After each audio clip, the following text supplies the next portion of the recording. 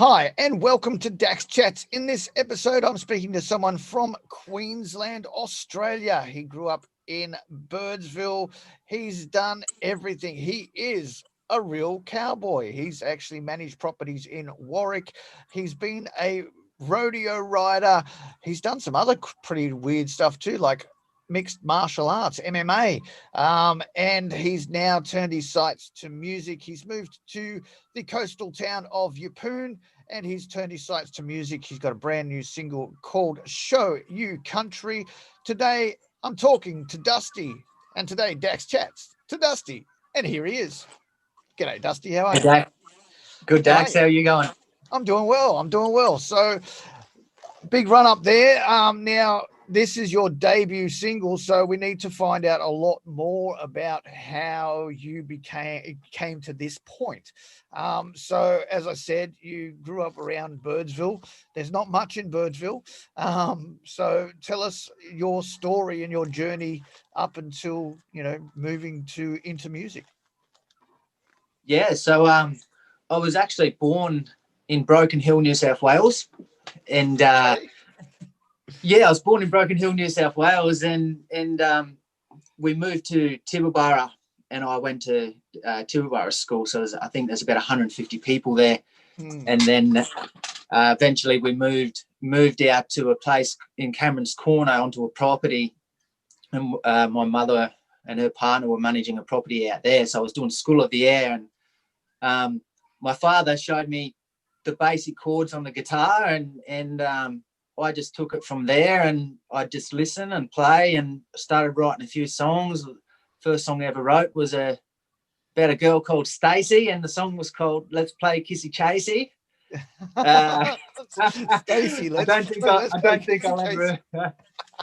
think I'll ever play that one or release that one, but that was the start of the music career anyway.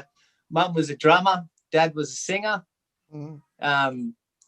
Yeah, we moved out to Cameron's Corner, and then eventually we went over to high school, and I was 13, and every school holidays I would go out onto properties working instead of going on school holidays or family trips. I'd always go away working, and I just said to Mum when I turned 13, I was like, there's nothing school's going to teach me about driving trucks and chasing cows, so you might as well let me leave. Otherwise, I just won't go.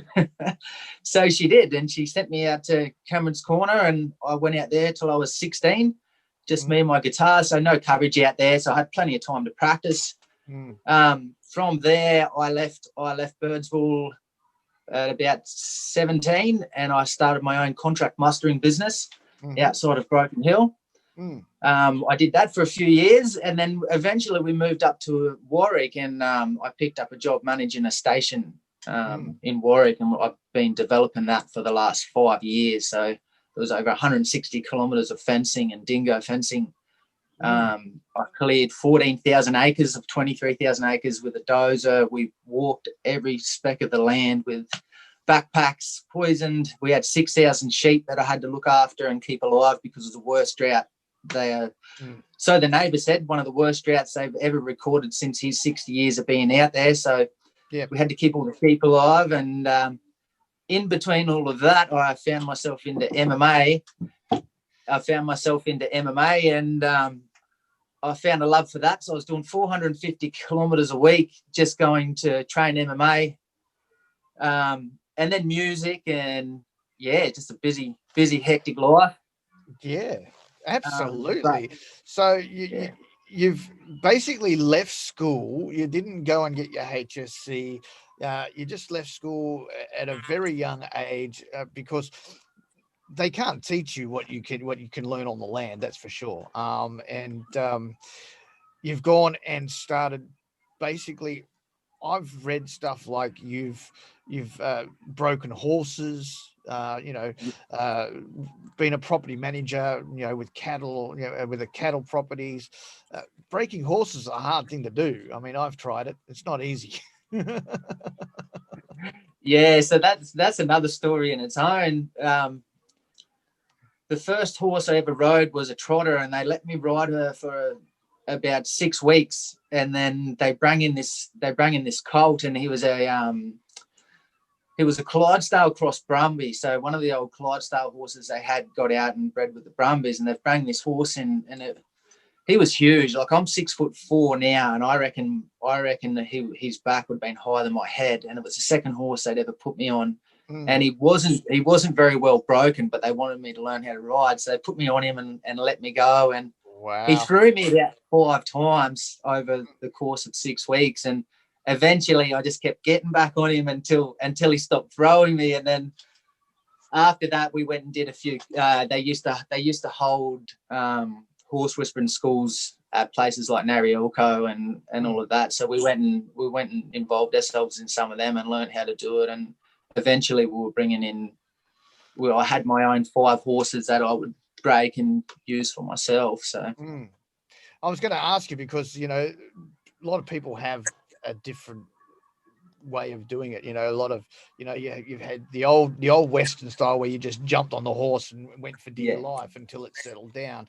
And then you had the more whisperer style where you start with a rope over its neck and you're in a round yard and you let it run around and buck and jump, and you're in the center until it calms down, and then it comes to you, and then you put a bridle on it and do the same thing again, and then you put a saddle on it and do the same thing again until it gets comfortable with everything. Exactly. What was your preferred method? Exactly what you just said. So I learned from a guy. He said you should never get angry with a horse. It's always your lack of knowledge. It's the person's lack of knowledge. So if you're getting angry with a horse, you should just put down the rope and walk away. I like to do all of the groundwork. I prefer to have a horse pretty well much bomb-proof before I even step on its back, because I think you're just teaching it bad habits by jumping on and putting fear into a horse. So, and probably 95% of the population agree with that these days. But when I was 13, they were still undecided. So you'd go with some of the old fellas and they'd just throw you on anything. You'd never tell anybody that you could ride, because they'd put you on the worst horse in the camp. Correct. And absolutely, you could ride after you were finished doing a 2-week muster and stint driving or something like that. Funnily enough, like I obviously haven't managed properties. I have broken horses, so that's why I have that knowledge. And I've actually ridden trotters. I've actually had to teach them straight off because their gait is different. I used to get trotters off the track. I used to pay minimal because they were going to go to a glue factory, you know. So I used to pay minimal money to get them once they'd finish racing. I'd have to teach them to walk, trot, and canter again, and get them used to being that normal horse. And then I'd sell them on to riding schools, because standard breds are the most placid horses in the world. Yeah, they're beautiful horses. So yeah, I've been to Warwick. I've lived in Warwick for a while. That was we've got some similarities going there. So now you've turned your sights to music. I mean, obviously you've had music flowing through you for some years, but you've actually decided to start releasing music. And now the new song is called "Show You Country." It is a bit of a party song. So talk to us about the song. What led to the song, and how did it come about? So to put it simply, the reason being with the song is, and picking this song to release, I have a few, but the reason I picked this song is because of the year that everyone's just gone through. There is a lot of songs about heartbreak and all of this other things, and I like to go to a rodeo, and if I'm having a beer and you've got a live band up on stage and you hear a song like that, you'll most likely pack out a dance floor. Everyone gets up and dances, and that's what I remember. Like, I want everyone to party and dance to it like I do.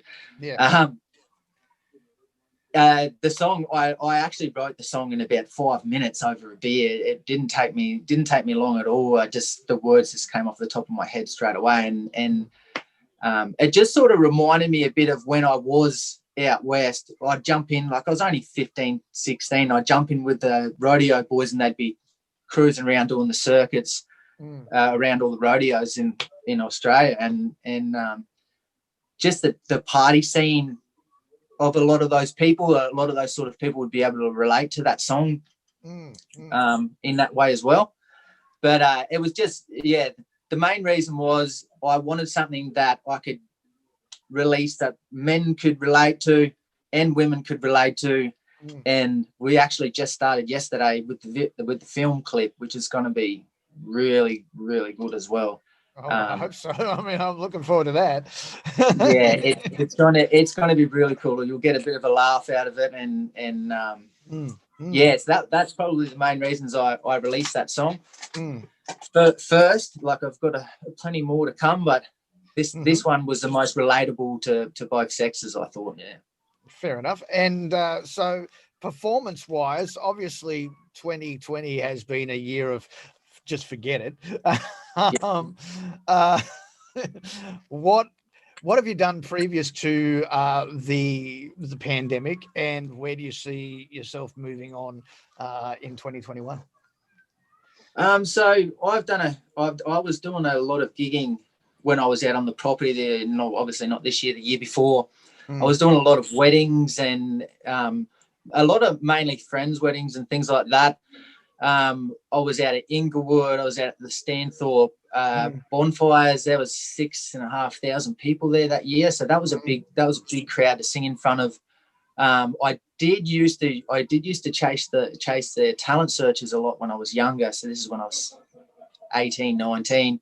I'd sung at Gympie and Caboolture and a lot of the littler shows down in down towards Victoria and the Mildura talent search. Yeah. And then other than that, just writing as much music as I can and trying to build up my social media platform. So when I did release the song, I had a fan base to release it to, if that makes sense. There's been a lot of work go into that sort of stuff, and obviously it makes sense. Social media is a you know, for musicians, social media is a hard platform to work. You know, even for me, I'm all about the music and you know, getting the product right, and you know, and getting the music out there. But I've never been really great at the social media. Like if you go and look at my official page, I've got less than 200 people on it. You know, it's like, you know, and you don't know, you know, when you release something, is every person on that page going to actually, you know, purchase the, you know, or put it on their playlists. And streaming has changed things, and it's a weird world in music these days. How do you navigate, you know, being an artist, being creative, and then having to, you know, switch to a marketer where social media is such a big thing? So it's actually a really hard thing to do. Like it took me a couple of years to get my head around it, because I've never been computer savvy. I left school at 13, so I haven't had much time with it. But I've found that the more you market something to sell on these social media platforms, the more they don't get it out to people. So the marketing needs to be in the bio, and the pictures and the videos and the photos need to be, I can't talk about myself. So I've just got to go put something up that grabs people's attention, and then they will come to your bio, and then you put your links in your bios, because any time you see someone trying to promote themselves on a post, they have very little luck. So that was one of my major marketing strategies. My TikTok strategy, that was just put up as much as I could, and I'm up at about 40,500 followers on there now. So wow, that's not a bad platform. Instagram's a hell of a lot harder. It's up at about 8,500 now, I think. But it's more about pictures, and you've got to get good quality and have the right hashtags and post at the right time. And there's just so many variables. It's too hard to keep up with. That is true. That is true. You just got to be consistent and constant. So my next question for you: you are pretty much a new artist to the Australian country music industry. But what would you recommend to anybody that wants to follow in your footsteps? just don't give up. Just if you've got a goal, just keep pushing at that goal. Like everyone would have heard the saying, like there's no such thing as can't.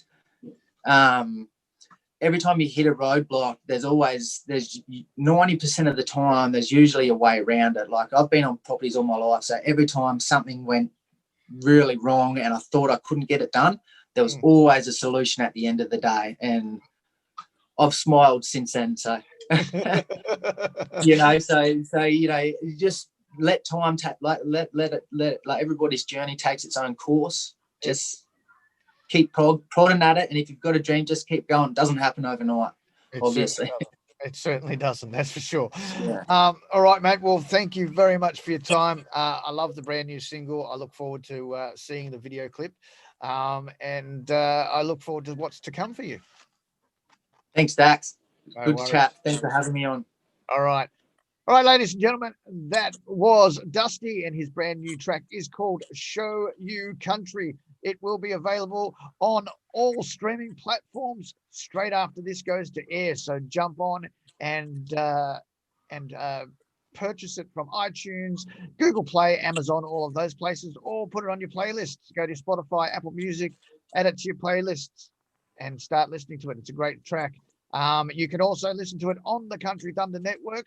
Just go to our website right there, countrythundernetwork.com, and you can find the player, and you can request a song straight from the player. What's more, you can vote for it in the Country Thunder 20. The voting form is just where it says Country Thunder 20, vote here. So it's very easy to find it. And you can also use our Linktree smart URL thing, so you can get out to our straight to our voting form. So that's very easy. I'd like to thank our sponsors, Fab APC, for coming on board. Thank you very much. And as always, we are proudly presented by Neon Horse in Stanhope, Victoria. This is DJ Dax. You've been watching Dax Chats. And until next time, bye for now.